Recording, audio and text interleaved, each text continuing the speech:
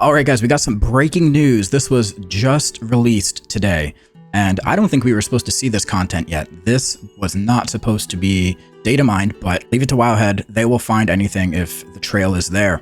So this is super exciting. Data mined Mythic Plus changes for Dragonflight Season 5. We had no idea Season 5 was coming. We knew there was a Season 4 in a few weeks, but Season 5, I guess it's going to be a short season. Right before the War Within. So let's take a look. Highlights. All weekly affixes have been removed from the season. Perfect. This is what everyone has been asking for. Just want to get rid of the affixes and make Mythic Plus a lot like Mythic 0, but just harder. That's what people want. We're getting it. Amazing. Classes. Priests are now banned from Mythic Plus dungeons. Good. As Power Word, Fortitude, Power Infusion, and Mass Dispel are too strong. I'm so happy to see this. You know, every priest that I've grouped with has, one, either been brain dead, or two, they're so good that they just make the key not a challenge, because they bring these things like, you know, extra stamina. This extra stamina, it totally nullifies all one-shots in the game. You never have to worry about getting one-shot if you have a priest in your group because you have this extra stamina. So it just makes Mythic Plus not very fun. Also, there's Power Infusion. Power Infusion invalidates your logs, so I never want to get Power Infusion. If there's a priest in my group, I tell them, don't PI me, because it invalidates my logs, and Mythic Plus logs are super important. It's basically how you progress further in the game. If you're trying to hop guilds, if you're trying to do anything like that, you want to make sure you have really, really good Mythic Plus logs. And if you get Power Infusion, it's going to invalidate those logs. So happy that we're not going to have to worry about that anymore. And then Mass Dispel. Mass Dispel is too strong. They tried to address this last season, Season 2. If you remember, priests were using Mass Dispel to, you know, pretty much make all these bosses where they would put, you know, dots out or bleeds or anything like that. They were just making all of those mechanics trivial. Glad to see that that's not going to be a thing anymore. We're going to have to actually work when we're fighting these bosses. So this is great. If you have a priest, if you're on your character select screen and you have a priest character, you may as well just go delete it now. That's what I'm going to do. I have Jedith Priest, and I'm getting ready to delete it.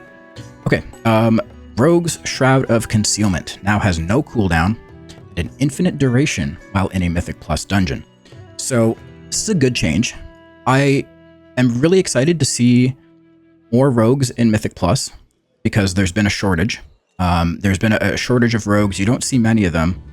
And having this to work with is going to really open up the possibilities when it comes to routing in keys, because now we can just go wherever we want. We can essentially start the key wherever we want. You know what I mean? Like, we can put the key in, barrier goes down, your whole group can just choose to go all the way to the end and then work your way backwards. So this is opening up so many possibilities. I am so happy they've finally decided to do something interesting with Mythic Plus, and it's not just going to be hold W the whole time. Dratnos is going to have a great time making all of his different, you know, his weekly routes for the casuals and for the sweaty neckbeard, hardcore Mythic Plus runners. So very happy to see this. I might make a rogue alt. You know, I might delete my priest, but then maybe I'll make a rogue alt. We'll have to see. Items. Items no longer drop from the Mythic Plus chest at the end of the dungeon. Instead, players can loot a new currency, Emblem of Frost, that allows them to buy dungeon loot off a vendor. This is what people have been asking for. Everyone wants deterministic looting, and Blizzard is finally listening. Dude, Blizzard is on a roll lately. They're doing it with the Fated raids in Season 4. We have deterministic loot there, where we can buy any item we want.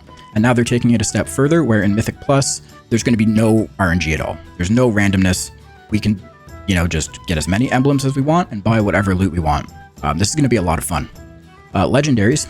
So Firalath, the Dreamrender, and Nazaro, the Unbound Legacy, now have a 100% chance to drop from the end of any Mythic Plus dungeon. This is a big change in the opposite direction, where the legendaries were super hard to obtain from the raids.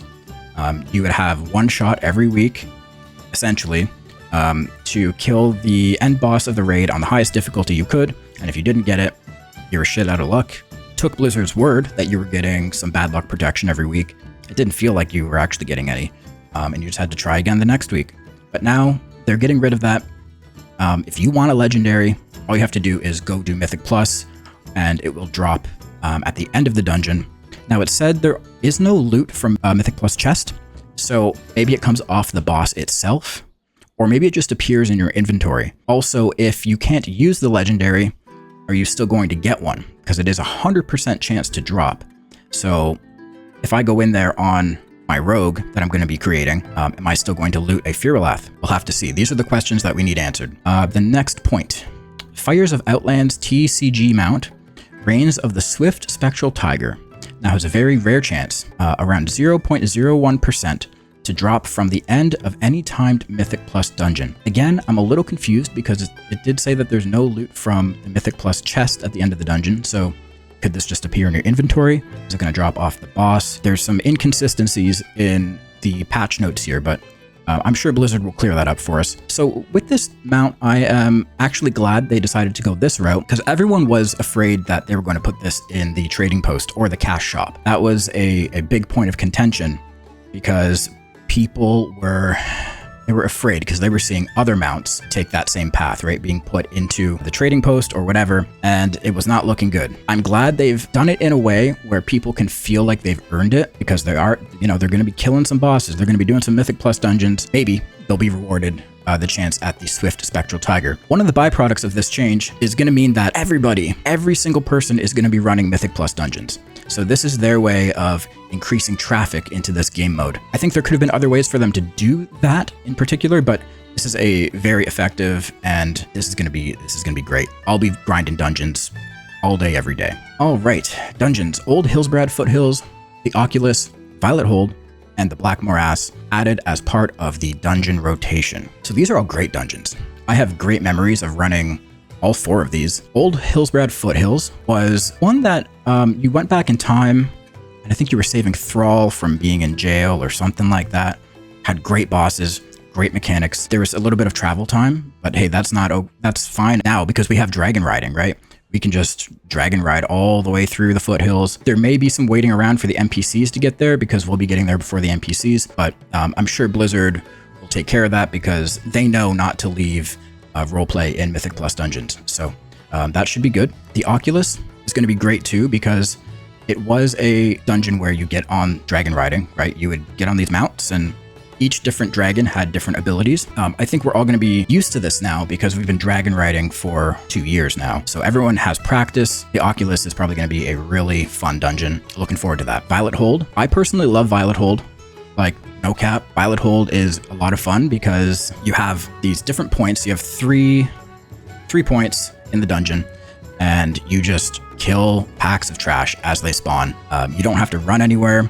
You don't have to like anything really. You just stand right in the middle. The mobs spawn, you pull them into you. And then there's bosses.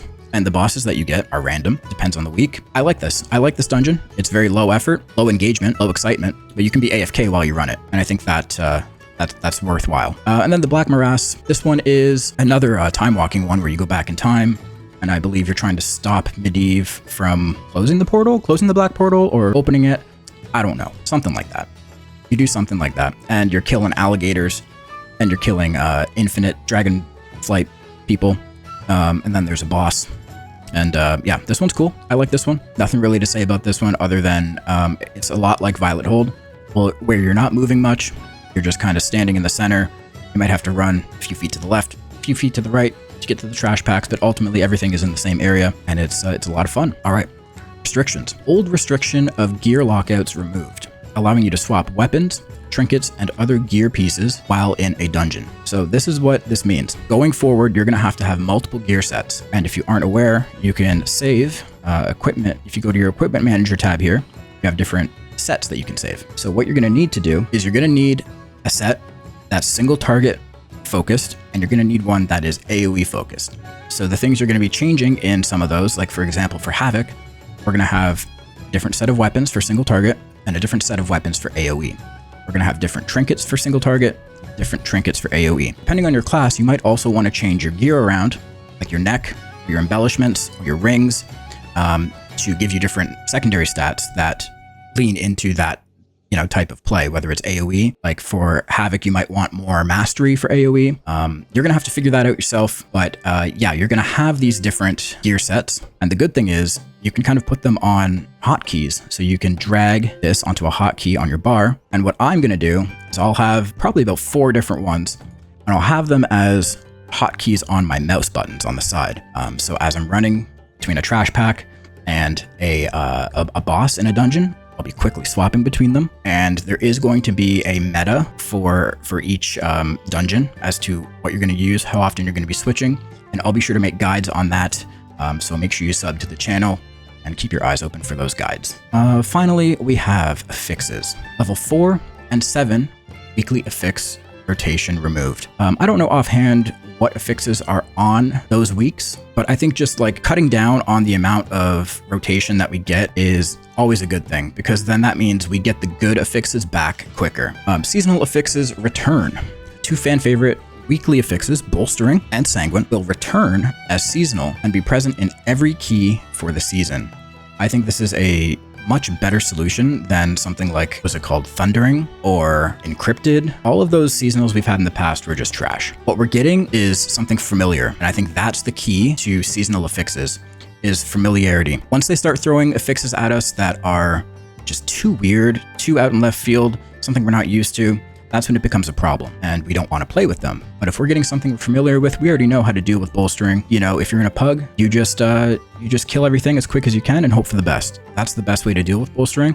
With Sanguine, hey, that's a tank problem. If the tank doesn't know how to deal with Sanguine, it's not your fault, it's the tank's fault.